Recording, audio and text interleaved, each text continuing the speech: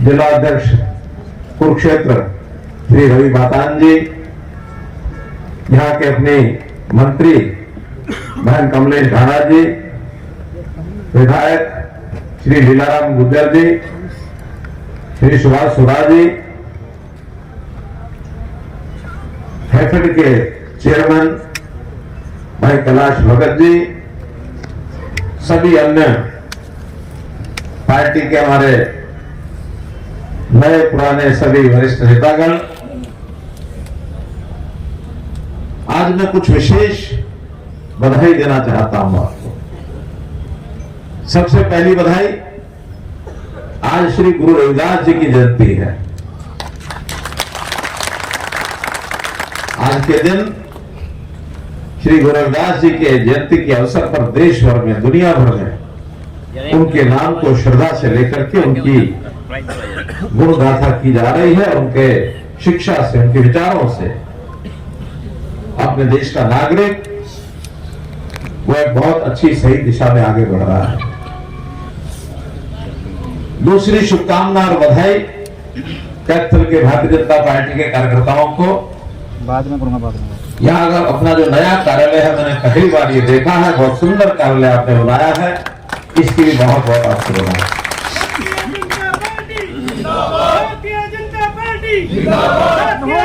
जय श्री राम, जय श्री राम। और आज का ये अवसर ऐसे बंधुओं के लिए विशेष अभिनंदन का अवसर है जिन्होंने किसी भी अन्य पार्टी को छोड़ करके, चाहे वो कांग्रेस हो, चाहे वो इनेलो हो, आम आदमी पार्टी हो या अन्य सामाजिक संस्थाएं अथवा व्यावसायिक संस्थाएं, वहां से आकर के और भारतीय जनता पार्टी के झंडे को बुलंद करने के लिए आज संकल्प लिया है। मैं ऐसे सब बंधुओं का भी हार्दिक अभिनंदन करता हूं, स्वागत करता हूं। हमारे बीच में हर प्रकार के लोगों ने आज ज्वाइन की है, चाहे हमारे रिटायर्ड डीजीपी हैं, चाहे हमारे स्वामी जी हैं, चाहे हमारे व्यापार जगत के पुरोधा हैं। इनके साथ अकेले नहीं बल्कि बड़ी संख्या में समर्थकों मैंने भी आज पार्टी ज्वाइन की है। अब ये भारतीय जनता पार्टी है। भारतीय जनता पार्टी, आज मैं दावे के साथ कह सकता हूं कि ये विश्व की, भारत की केवल नहीं, पूरी दुनिया की सबसे बड़ी लोकतांत्रिक पार्टी है। सबसे बड़ी लोकतांत्रिक पार्टी।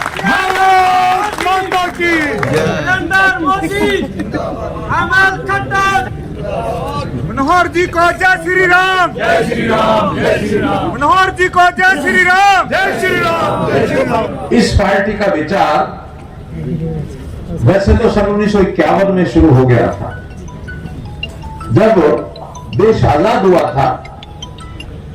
उस आजादी के समय कांग्रेस नाम का जो संगठन था, जिन्होंने आजादी में अपनी भूमिका निभाई थी, अच्छे श्रेष्ठ नेता उस समय कांग्रेस में होते थे। महात्मा गांधी जी भी कांग्रेस में थे, लोकमान्य तिलक भी कांग्रेस में थे, सरदार वल्लभ भाई पटेल भी कांग्रेस में थे। कितने ही नाम गिने जा सकते हैं। उस समय गांधी जी ने एक अच्छा विचार दिया था अपने लोगों को उस समय, कि कांग्रेस का एक उद्देश्य था देश को आजाद कराने तक अपनी भूमिका निभाना। केवल उन्होंने नहीं, और भी बहुत लोगों ने देश को आजाद कराने में अपनी भूमिका निभाई, चाहे वो नरम दल के लोग थे, गरम दल के लोग थे। सुभाष चंद्र बोस जैसे लोगों ने भी एक सेना बनाई, आजाद हिंद फौज। अंग्रेज को यहां से भगाया। अब जिस भी कारण से वो गए हो, जिस भी कारण से आजादी मिली हो, लेकिन गांधी जी ने कहा था कि कांग्रेस का लक्ष्य पूरा हो चुका है, अब कांग्रेस को समाप्त कर देना चाहिए। उस समय विचार उनका दूसरा था कि देश आजाद हो गया है, बड़ी जनता है, इनको विचार करने के लिए मौका मिलना चाहिए कि कौन अच्छे प्रकार से शासन को चला सकता है। लेकिन कांग्रेस में कुछ लेकर ऐसे भी थे कि ऐसे कैसे छोड़ दे, सत्ता की लालसा भी थी। नहीं, सत्ता तो हम ही चलाएंगे। तो कांग्रेस को बरकरार रखा और जो गांधी जी के दिमाग में एक शंका थी वही पूरी होती नजर आई कि एक परिवार ने देश के ऊपर कब्जा कर लिया और परिवार ने कब्जा छोड़ा नहीं। जब अत्याचार बढ़ाए उन्होंने 1977 में देश के ऊपर आपातकालीन जैसा एक काला अध्याय ये लिखा गया तो जनता जागरूक हुई और जनता ने कांग्रेस को उखाड़ फेंका। पहली बार 1977 में और कांग्रेस की बिना दूसरी सरकार जनता दल नाम से बनी, जनता पार्टी नाम से। तब देश के लोगों को विश्वास हुआ कि सरकारें अपने वोट के साथ बदली भी जा सकती है, वरना उससे पहले तो सरकार माने कांग्रेस, कांग्रेस माने सरकार। पुराने लोगों को पता होगा उस समय कोलगेट से दांत साफ करते थे, कोलगेट की ट्यूब आती थी, तो पेस्ट और कोलगेट एक ही नाम था। आप किराने की दुकान पर जाओ, उसको वो पेस्ट दे दो, वो कोलगेट की अपनी ट्यूब दे देता था।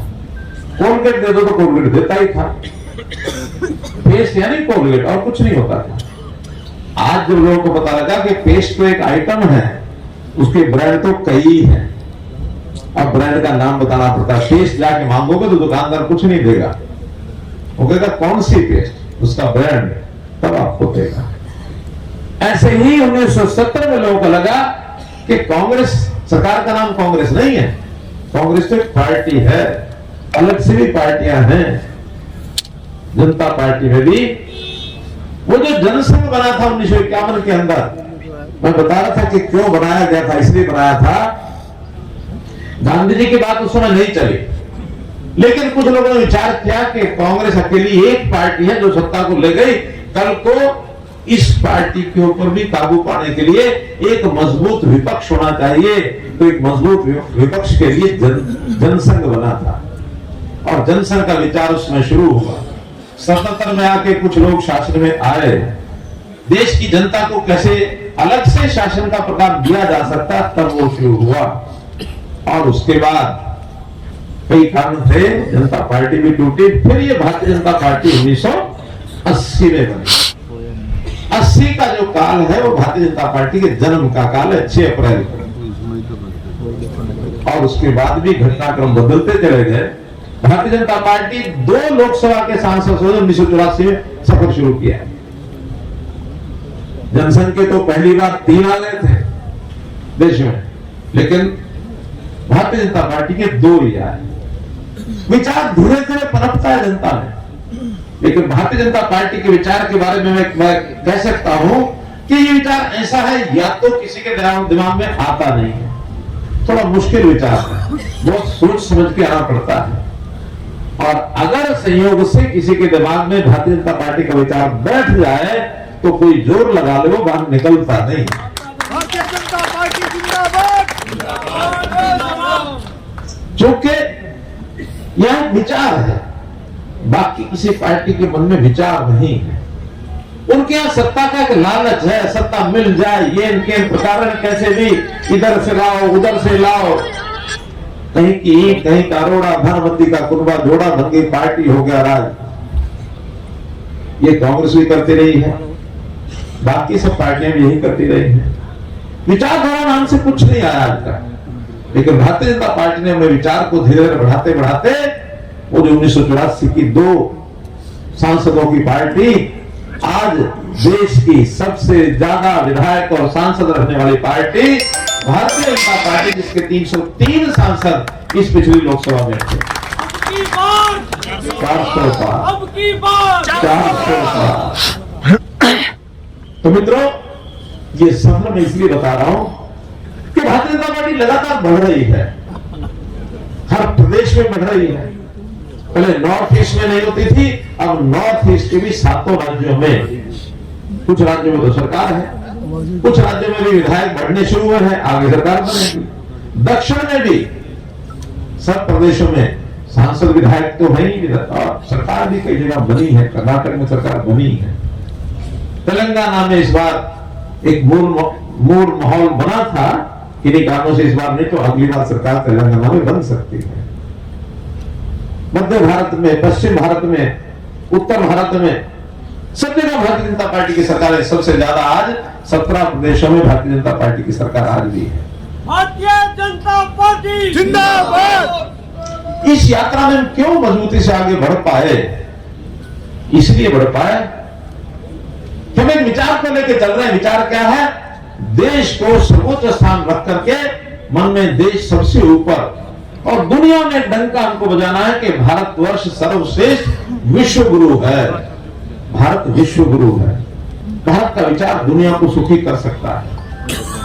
यही कुरुक्षेत्र भगवान कृष्ण ने यहां गीता का संदेश दिया था। महाभारत के काल के समय 5000 साल पहले। आज उस गीता का अनुसरण दुनिया के लोग करने लगे हैं कि दुनिया को शांति का मार्ग दिखा सकता है तो ये गीता ग्रंथ दिखा सकता है।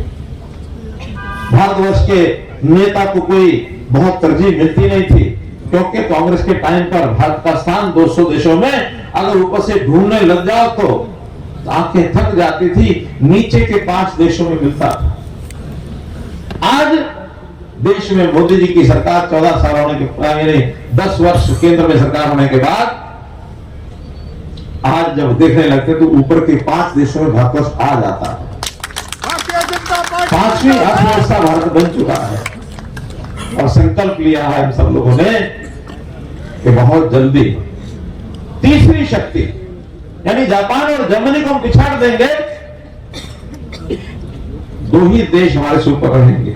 हम तीसरी शक्ति दुनिया का बनने वाले हैं। मित्रों, इस सफर को आगे करने के लिए बहुत रास्ते, बहुत कठिनाइयां, बहुत द्वेष, बहुत कुछ बातें रखी जा सकती है, लेकिन आज चूंकि अपने इस बड़े परिवार में बड़ी संख्या में लोग आए हैं, उन सबको पहला विश्वास तो मैं ये दिलाता हूं कि यहां बहुत बड़े नेता नहीं होते हैं, यहां सब कार्यकर्ता होते हैं। अगर किसी के मन में मैं बहुत बड़ा नेता था वहां, तो ये समझे कि यहां पहले से कोई नेता नहीं है, सब कार्यकर्ता हैं। तो आज सब आए हैं तो सब कार्यकर्ता बनके अपने साथ मिलकर के रहेंगे। जैसा एक सम्मान पुराने कार्यकर्ता भारतीय जनता पार्टी का होगा, वैसा सम्मान आज आए हुए किसी भी पार्टी से आने वाले कार्यकर्ता का वो सम्मान आज भी उनको मिलेगा। सबके सम्मान का ध्यान रखते हैं। हर किसी व्यक्ति की उपयोगिता अपनी अपनी होती है। किस व्यक्ति में कितनी क्षमता है, योग्यता है, उसका विचार क्या है, वो समाज के लिए क्या सोचता है, वो देश को कहां मानता है। कांग्रेस में जो पीछे था, मैं पहले, मेरा घर पहले, मेरा परिवार पहले, देश जाए भाड़ में, लेकिन मोदी जी कहते हैं इंडिया फर्स्ट। नरेंद्र मोदी वो कहते हैं इंडिया फर्स्ट, पहले देश, बाद में प्रदेश के नाते, बाद में पार्टी के नाते, बाद में परिवार के नाते, उसके बाद लास्ट में मैं। बाकी पार्टियों में सबसे पहले मैं, भारतीय जनता पार्टी में सबसे आखिर में मैं। इतना सा अंतर समझ करके आगे बढ़ेंगे, कोई तकलीफ नहीं आएगी, कोई कठिनाई नहीं आएगी।